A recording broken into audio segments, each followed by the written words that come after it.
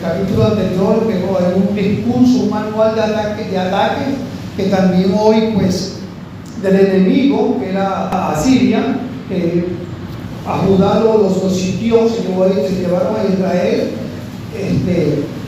preso, se llevaron y a Judá pues lo mantuvieron pues sitiado. Y vemos como el Rasacé, que era el que estaba comandando eso, el ejército allí en ese momento, según lo que vimos la semana pasada, lleva una información o va a hablar con Ezequías,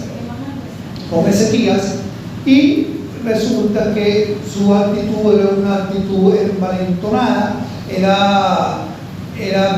blasfemó, quería intimidar y trató de sembrar tanto la duda, el descrédito, ¿no? Por lo que la reforma que estaba haciendo Ezequías, que estaba apegada a la palabra de Dios, a la voluntad de Dios, y también ofertas engañosas que estaba haciéndole al pueblo, ¿no? Véngase conmigo que le vamos a dar esto, vamos a hacer lo otro, y bueno, y ustedes van a estar sobrados, le vamos a dar niña, y el padre de Guacharaca, todas aquellas cosas, ¿no? También vemos ese relativismo, intentar rebajar a Dios para subir por la posición del hombre.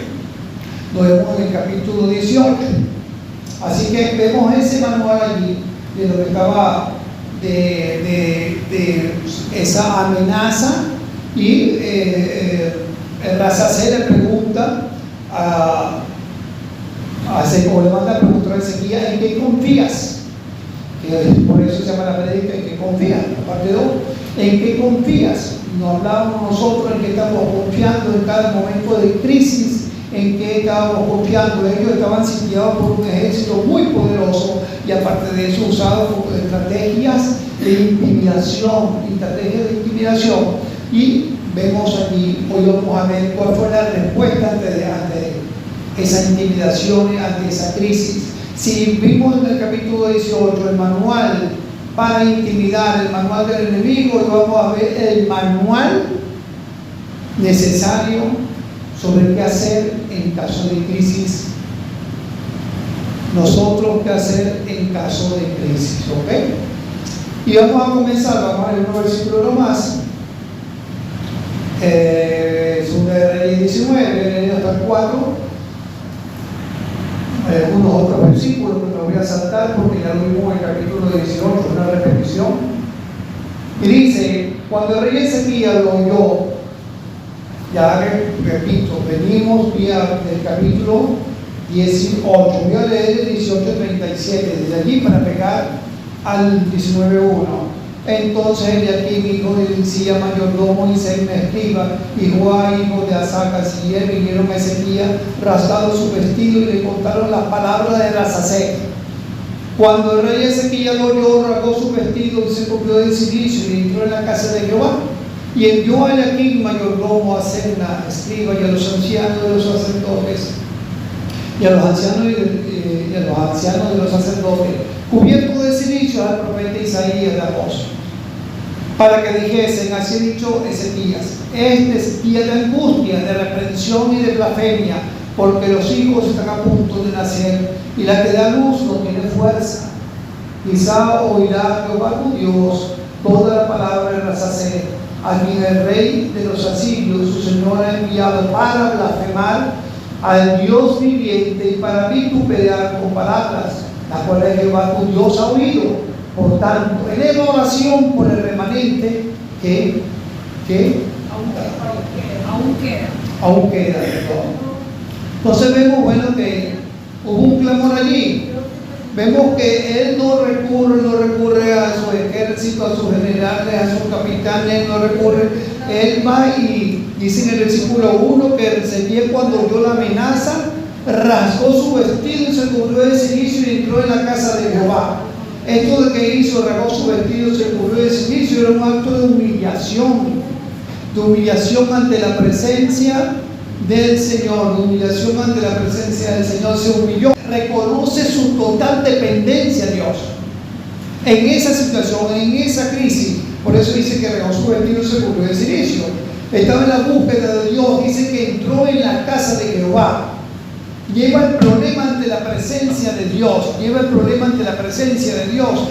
reconoce que necesita su ayuda, reconoce su limitación y envía emisarios al profeta Isaías en el versículo 2.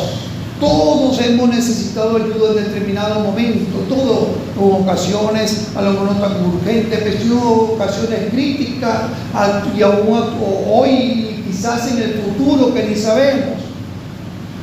¿A quién recurrimos nosotros en primer lugar? En primer lugar, ¿qué hacemos nosotros? Oramos, hacemos como Él. Oh Señor, nos humillamos, nos arrodillamos y buscamos su presencia, buscamos su ayuda, buscamos que nos guíe, que nos oriente, entendiendo nuestra limitación. Él era un rey, sin embargo era un rey que estaba limitado, porque estaba asediado. Así que dice el 2, que al profeta Isaías envía a él, pues, a pedir que consulte a Dios. Y dice en el 3, este día es de angustia, de reprensión y de blasfemia. Este día de angustia, de reprensión y de blasfemia. Se ha dicho Ezequías, dice la palabra. Hemos tenido días de fuertes, días de angustia, días de mucha, quizás no sabemos dónde, qué hacer en determinado momento. Señor, no veo la salida en situaciones. Así también la palabra, recordemos que mi hermano, la palabra, cada palabra escrita, cada texto escrito en la palabra de Dios era algo que se vivió. No es como los libros por allí, que yo hago un cuento y entonces me comienzo a imaginar cosas, o escribo una novela y comienzo a imaginar cosas allí y la escribo y a la gente le gusta. Esto es algo vivencial. Y así mismo estaba también David, como el profeta, en ocasiones también rodeado por los enemigos. Y también tenía que recorrer a Dios en esa determinada circunstancia. Por ejemplo, si usted va al Salmo 54, usted va a encontrar que en la Reina Valera aparece plegaria pidiendo protección contra los enemigos. Y dice: al músico principal en Eguinón, masquil de David, cuando vinieron los feos y dijeron a Saúl: ¿no está David escondido en nuestra tierra? Y cuando vemos acá, David estaba pues acorralado no solamente por el enemigo que era Saúl, el ejército, sino también de su propio pueblo también lo había, donde denunciaba, donde se encontraba y donde andaba, así que no sabía en quién confiar. En ese momento David escribe, Salmo 54, 3 al 5, porque extraños se han levantado contra mí y hombres violentos buscan mi vida, no han puesto a Dios delante de sí. He aquí, Dios es el que me ayuda. El Señor está con lo que sostiene mi vida. Él devolverá el mal de mis enemigos, córtalos por tu verdad. Y ese mismo David, también en otro salmo, el Salmo 60, 11 al 12, dice, comenzando el salmo, al músico principal sobre el lirio testimonio militar de David, para enseñar, o sea, para testificar, cuando tuvo guerra contra Arán-Naharaim, contra Arán de Soba, y volvió Joab y destrozó 12,000 de Edom en el valle de Sal. Pero dice cuando estuvo guerra, y dice que es un salmo para testificar, un salmo para hablar, para enseñar a los demás cómo en situaciones de guerra, situaciones difíciles, de acorralamiento, que esto fue terrible también, por cierto, este acorralamiento, esta guerra que hubo. Sin embargo, se escribe aquí David en el 60, 11 y 12, dando socorro contra el enemigo, porque vana es la ayuda de los hombres. Los hombres no pueden hacer nada, dice aquí David. En Dios, es en Dios que haremos proezas, y Él hollará a nuestros enemigos. Él es el que se encargará de nuestros enemigos. Él es el que se encargará de hacer justicia,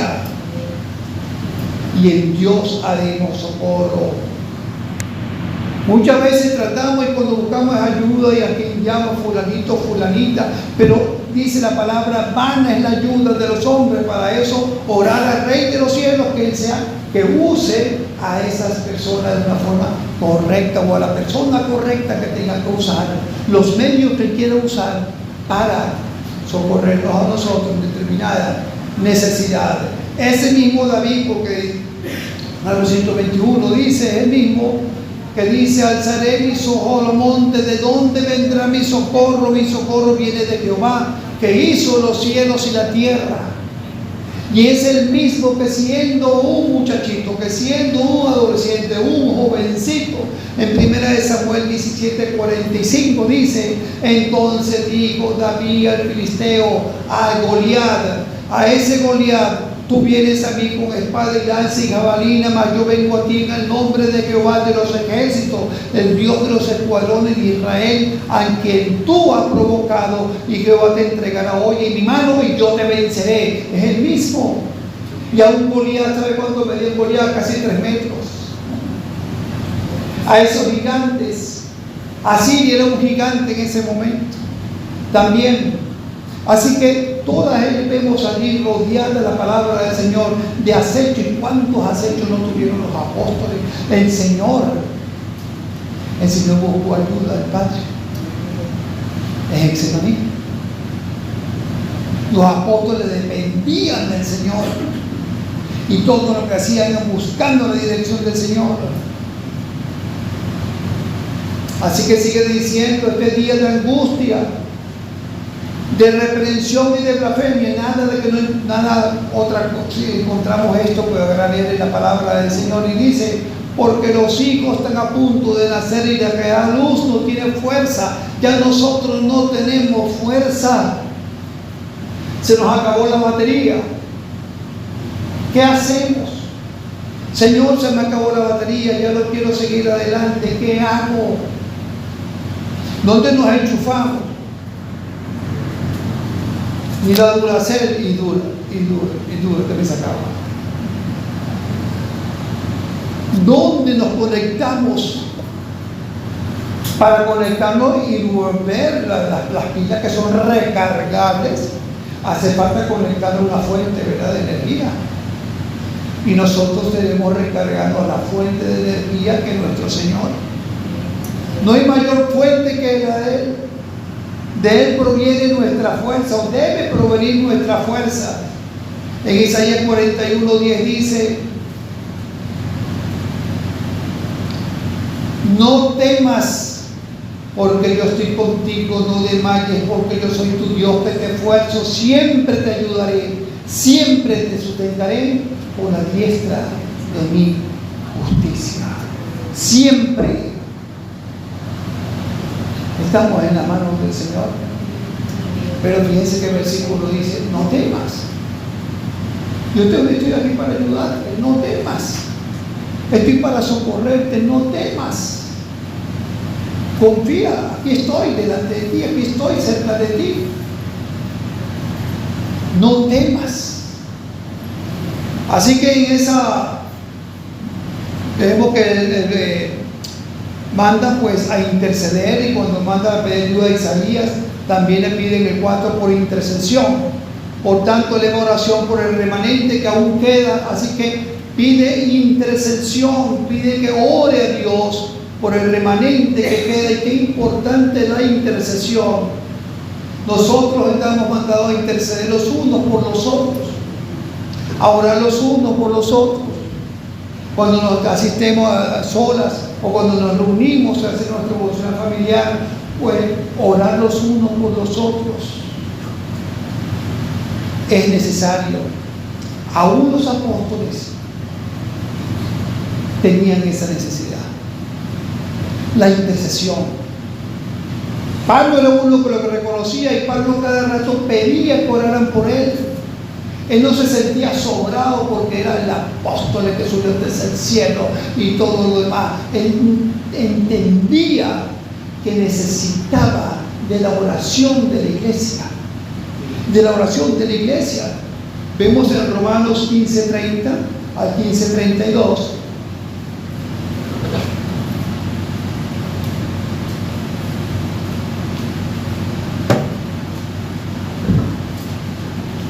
Dice: pero os ruego, hermanos, y os ruego, hermanos, por nuestro Señor Jesucristo y por el amor del Espíritu, que me ayudéis. ¿Cómo? Orando por mí a Dios. ¿Y para qué? para que sea librado de los rebeldes que están en Judá, y que la ofrenda de servicio de los santos de Jerusalén sea acepta. Es la primera petición de oración que hace Pablo aquí, pero también pide en el 32 algo importante: para que con gozo llegue a vosotros por la voluntad de Dios y que sea recreado juntamente con vosotros. Así que aquí pide oración, no solamente por lo que voy a hacer, sino en cómo lo voy a hacer. Oración de intercesión. Pidamos también oración: Señor, ayúdame a hacer tal cosa, o ayuda al hermanito, la hermanita a hacer tal cosa, y ayuda a cómo la va a realizar, el cómo lo va a hacer. Es importante. Así ha dicho Jehová. Entonces vemos la respuesta divina en el 5:6. Ahí está la respuesta divina. Y dice en el 6: así diréis: no temas por la palabra que has oído. No temas por la palabra que has oído, por las cuales me habrán firmado los siervos del rey de Asiria. Y aquí pondré yo un espíritu, y verá rumor, y volverá a su tierra, y haré que en su tierra caiga la espada. Así ha dicho Jehová, dice el 6. No temas. Por un lado, en el versículo 3 dice: así ha dicho Ezequías, este es día de angustia. Y por otro lado, lo que dice el Señor, algo muy diferente: así ha dicho Jehová, no temas. Una cosa dice el hombre, otra cosa dice Dios. No temas por la palabra que has oído.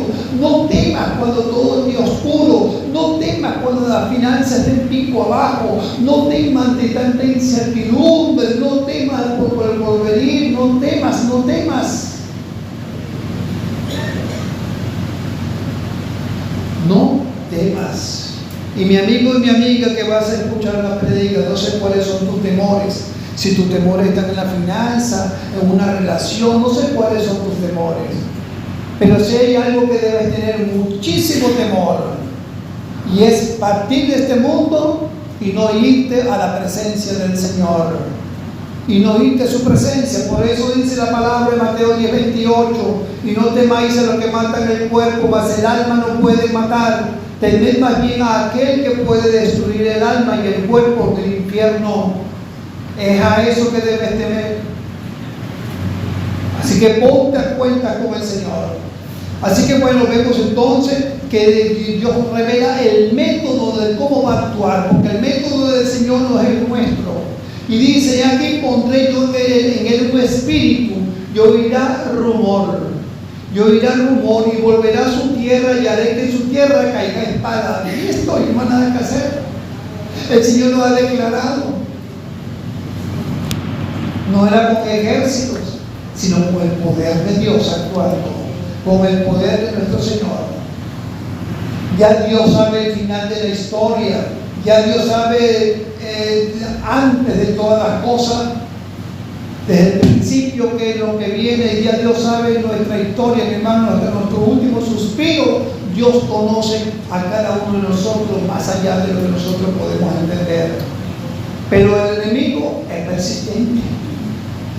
El enemigo es persistente. Y así como lo vemos que es persistente aquí, también no nos va a dejar tranquilos. Mientras más queremos nosotros buscar la voluntad del Señor, como estaba Ezequías, buscando su voluntad, queriendo hacer las cosas que el Señor manda, ahí el enemigo persistía y persistía. Y entonces vemos esa persistencia que dice en el 8 y en el 9. Que bueno, y regresando de la Rasasea, yo veía a Siria combatiendo contra Libna, porque oyó que se había ido a Laquis. Y oyó decir que Tiraca, rey de Etiopía, había salido para hacerle guerra. Entonces volvió él y envió embajadores a Ezequías diciendo: así diréis a Ezequías, rey de Judá: no te engañe tu Dios en que tú confías, para decir: Jerusalén no será entregada en manos del rey de Asiria. Aquí vemos que es lo mismo que dice en el 18, es lo mismo que vemos en el 18. Pero lo que sí vamos a señalar acá es en el versículo 19:9, que dice: y oyó decir que Tiraca, rey de Etiopía, había salido para hacer guerra. Ese es el rumor que Dios había dicho.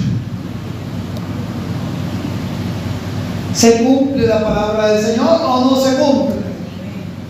se cumpla. Ahí estaba el rumor que Dios había dicho. Que había dicho en el 19:7. Y lo demás que sigue del 10 al 12, al 13, es las mismas amenazas que vienen desde el capítulo 18.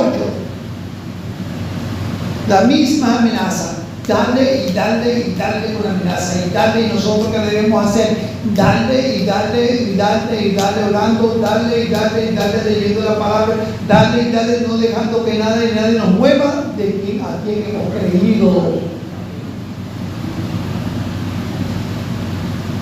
Así que en el 14, Ezequiel no se desanima y vemos que él tomó la carta, le mandaron una carta de manos de los embajadores y después que hubo leído, subió a la casa de Jehová. Fíjense, ahora fue por carta y como la dependencia nuevamente va a la casa de Jehová. Y dice que la carta la extendió Ezequías delante de Jehová. Mira, Señor, esto es lo que escribió el enemigo. Te la presento delante de ti. Presentó su situación delante del Señor. Transfirió ese problema a la mano de Dios, de la mano de él a la mano de Dios. Ahora esto es importante. No es que una cosa es que hayan problemas, situaciones que no las buscamos, que vienen a nuestra vida por esas luchas cotidianas, contra el enemigo y todas estas cosas. Otra cosa es cuando yo me meto en lío por terco, por desobediente a la voluntad de Dios, porque ando de espaldas a Dios y le digo, Señor, mira, aquí te dejo este problema. No, ese es tu problema. Ese es tu problema. Tú te lo buscaste. Que cuando nosotros buscamos y nos arrepentimos y buscamos entonces la misericordia del Señor ahí actuando, obrando, el Señor puede obrar, restaurar. Pero cuidadito con eso. Y dice que oró Ezequías delante de Jehová otra vez, y reconociendo en adoración, solo tú eres Dios de todos los reinos de la tierra. Tú hiciste el cielo y la tierra, versículo 15. Su argumento para buscar ayuda es: mira, ayúdame porque yo soy bueno. Ayúdame, mira lo que yo he hecho. Ayúdame porque tú sabes que trato de servirte y en tus palos altares. No se basó en eso la ayuda, sino tú eres Dios. Solo tú eres Dios. Es depender de su voluntad y de una profundización, de un clamor. Hay un clamor ahora más intenso de parte de Ezequías, y reconoce delante del Señor que esos otros dioses que estaba hablando el Rasacet en capítulo 18, y menciona también aquí en el 19, que esos otros dioses son dioses hechos de mano, versículo 18. Y que echaron al fuego a sus dioses, por cuanto ellos no eran dioses, sino obra de mano de hombre, madera o piedra, y por eso lo destruyeron, no porque eran dioses vivos, no porque eran dioses que podían hacer algo por ellos, sino porque eran dioses hechos por la mano del hombre.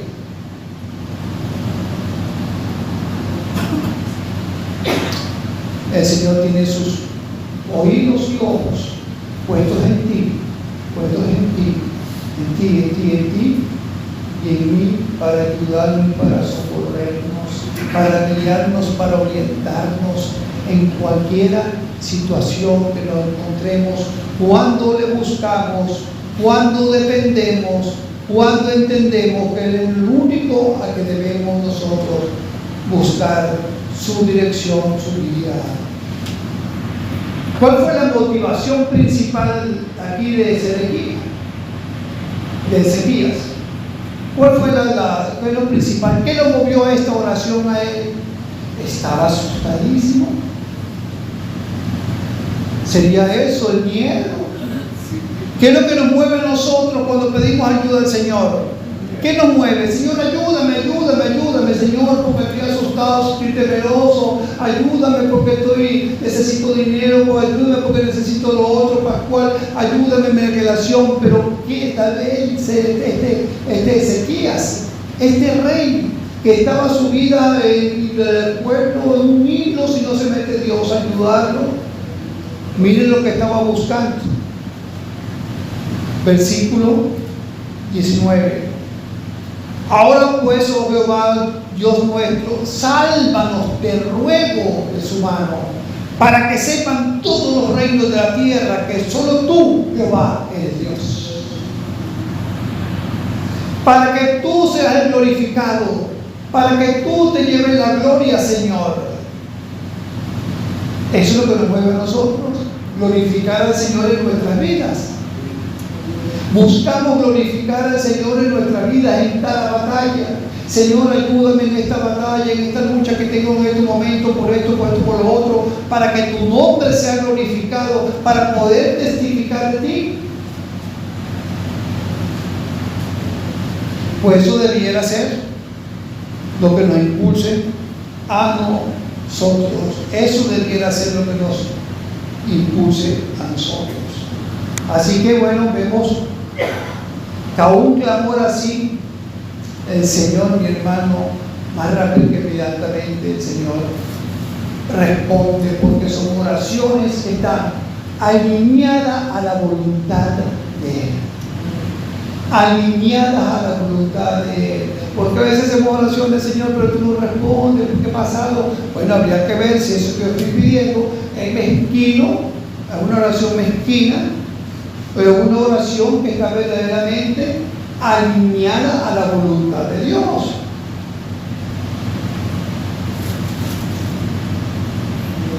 Ahora la respuesta soberana y definitiva de Dios, versículo 20 al 22, está allí.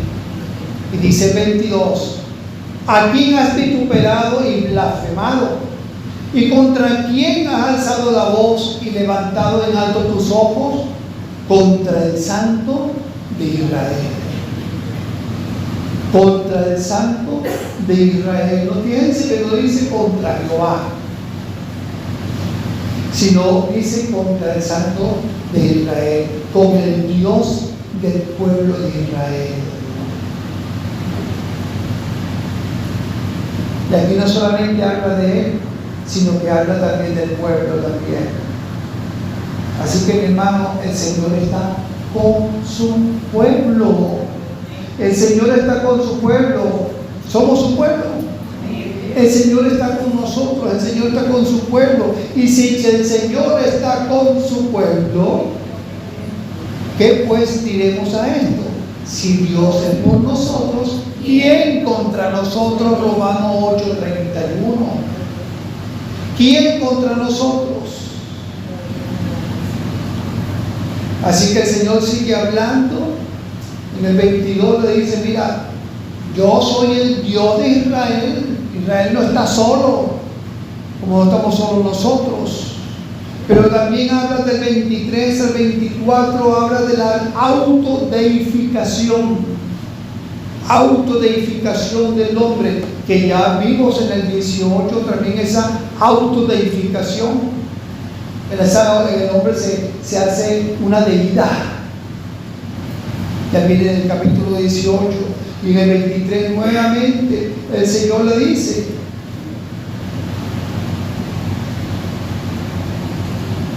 el Señor le dice: por mano de tu mensajero has vituperado, Jehová, y has dicho: por la multitud de mis carros he subido a las alturas de los montes, la más inaccesible del Líbano, cortaré sus altos cedros, sus cipreses más escogidos, me alojaré en sus más remotos lugares, en el bosque de sus feraces campos.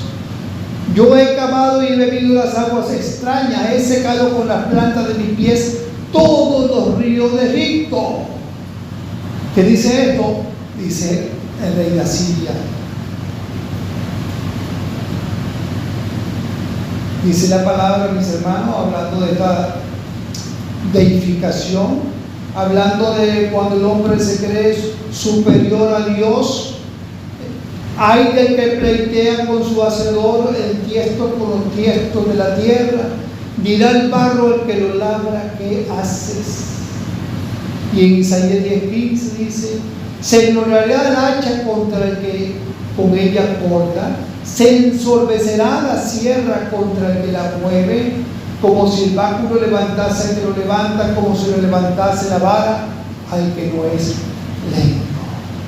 Así que el Señor le revela en su soberanía, le revela su soberanía absoluta sobre toda la historia. Porque desde el 25 hasta el 27 vemos que le dice estas cosas. Le dice que el Señor ha estado desde el principio prácticamente, y le dice desde el 25, nunca has oído desde el tiempo antiguo, yo lo hice, y que desde los días de la antigüedad lo tengo ideado. Todas las cosas han sido hechas por mí desde los tiempos antiguos, antes que tú nacieras, rey de Asiria, antes que fueran potencia. Yo estoy. Dice en el 27, he conocido tu situación, tu salida y tu entrada y tu furor contra mí. Por cuanto te has airado contra mí, por cuanto tu arrogancia ha subido mis oídos, yo pondré mi garfio en tu nariz y mi freno en tus labios, y te haré volver por el camino por donde viniste.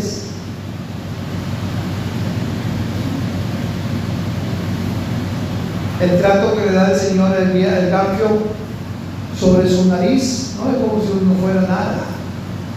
No solamente al rey, sino a su ejército, a su poderío, a todo lo que representaba. Yo pondré mi garfio en tu nariz. Así que el Señor le revela y le dice todas estas cosas, dando a entender que nada era delante de él. Mi hermano, no importa la potencia que hay en el mundo, llámese como se llame, China, Rusia, Estados Unidos, algunos todavía los países que están sobreviviendo en Europa, o sea, llámese como se llame, no hay poder más grande, no hay gobierno más grande y eterno que el del Señor. Y nadie va a poder sobre eso. El Señor le recuerda que era un simple instrumento en sus manos, como todos los gobernantes. Como todos los gobernantes. Y el Señor le recuerda eso a él. Mira, tú lo que eres un instrumento en mis manos. Yo puedo hacer contigo lo que quiera y eso es lo que voy a hacer. Te vas a ir por el mismo camino donde viniste. Busquemos en Proverbios 8:15 al 8:16.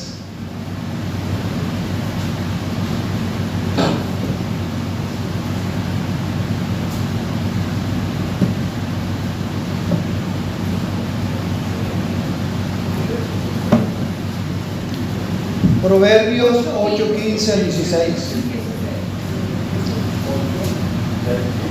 ¿Lo tenemos? Proverbios 8:15 al 16. Dice, por mí reinan los reyes y los príncipes determinan justicia. Por mí dominan los príncipes y todos los gobernadores juzga la tierra. Y qué importante, porque me dice que por el Señor, mire, por el Señor, cada uno intentamos esto, por el Señor reinan los reyes, por el Señor están todos los presidentes habido y por haber, por el Señor gobernó Hitler. Por el Señor está gobernando cada uno de los presidentes, reyes que hay, nos gusten o no nos gusten. Por el Señor, pero no solamente por el Señor están reinando, sino dice, por mí dominan, tienen el dominio, los príncipes y todos los gobernadores juzgan la tierra. Así que mis hermanos y hermanas, y el que me está escuchando, como usted se quiere pelear con un gobernante, se está peleando con el Señor. Quiere aceptarlo o no quiere aceptarlo, pero es lo que dice la palabra. Por el que Él es quien lo pone. Señor, pero caramba, que esto y que lo otro. Ah, Señor, tú te equivocaste. El Señor no se equivoca. Nunca. Así que hay una promesa aquí de restauración que sigue en los versículos siguientes, de 29 al 31. Hay una promesa de restauración que el Señor le da a Ezequías.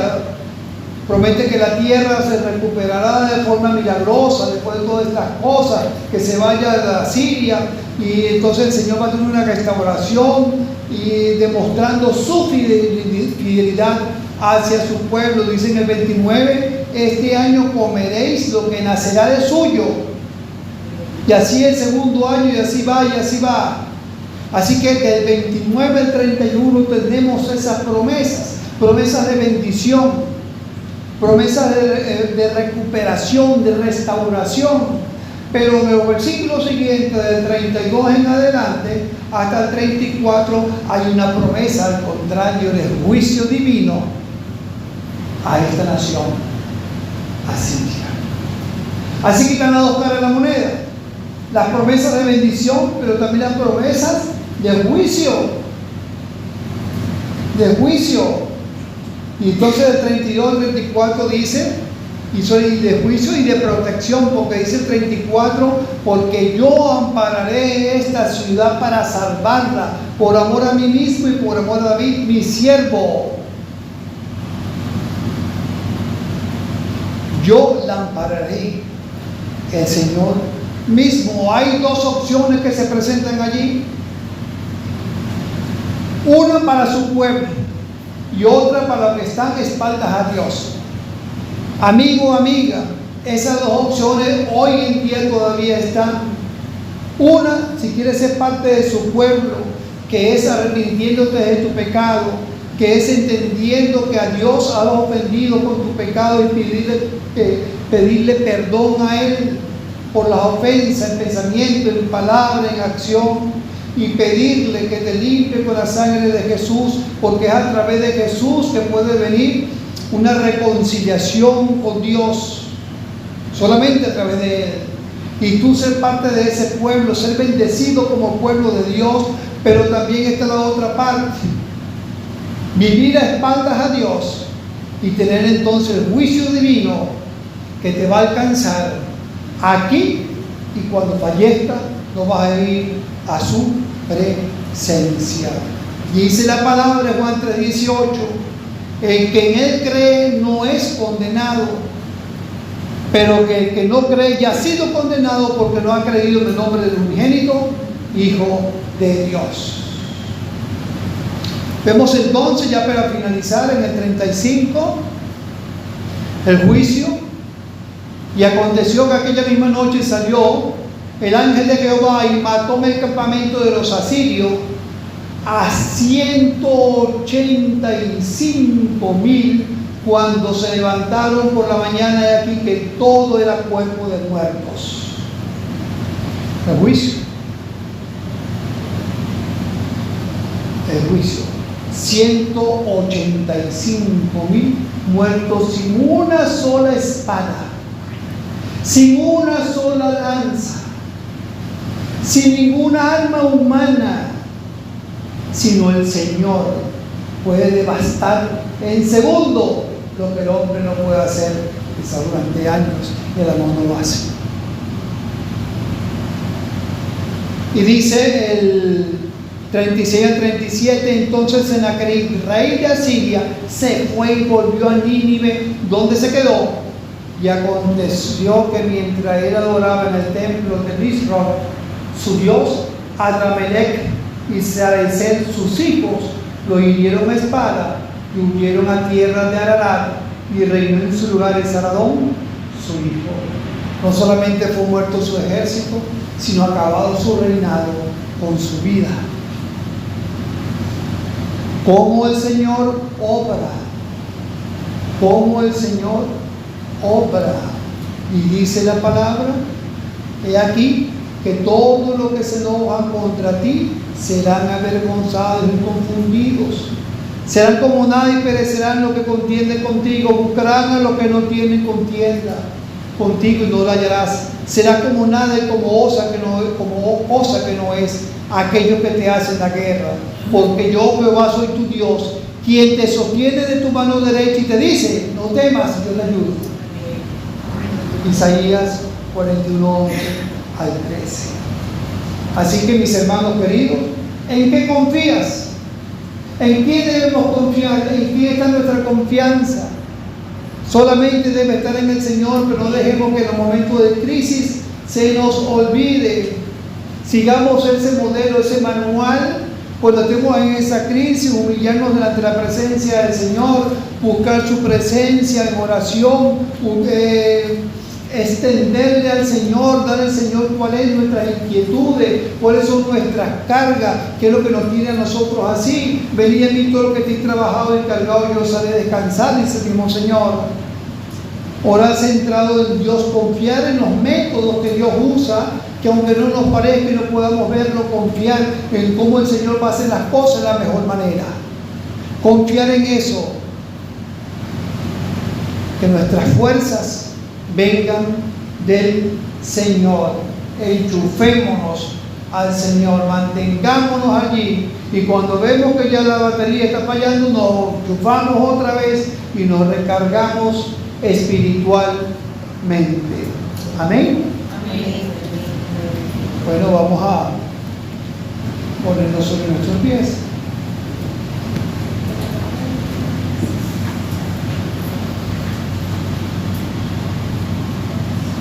Señor nuestro, bendito Rey de los cielos, gracias por tu palabra. Ayúdanos, Señor amado, bendito Rey, a que esta palabra quede en nuestro corazón grabada, Señor bendito, nuestra mente, que meditemos en ella, Señor. Quizás ahorita no estemos pasando ninguna situación, alguno de nosotros, ninguno de nosotros, pero tú nos alertas, tú nos avisas, Señor. Ayúdanos a que estemos aferrados a ti, que te busquemos, que nuestra confianza, Señor, esté con un crecimiento constante, nuestra fe en ti, Señor amado, anclada a ti en todo momento, entendiendo que la fe es por el oír y el oír tu palabra, Señor. Que cuando vengan esos momentos de crisis sepamos a quién debemos acudir, en quién debemos refugiarnos, Señor, para que verdaderamente podamos ver tu brazo poderoso actuando, Señor, en todas estas circunstancias que podamos tener hasta que estemos en tu presencia. Nuevamente te pido también por esta crisis en nuestra nación, que esta nación en medio de esta crisis aprenda a confiar en ti, Señor, y que aprenda a confiar en ti porque te ha puesto en primer lugar, porque tú te has entronado en sus corazones, en esta nación, bendito Rey. Te lo pedimos, Señor amado. No queremos, Señor, que sea el hombre directamente que gobierne o ninguna mujer, sino que tú seas el que gobierne, Señor. Tú gobernando nuestra amada Venezuela. Te lo suplicamos en tu bendito nombre. Amén.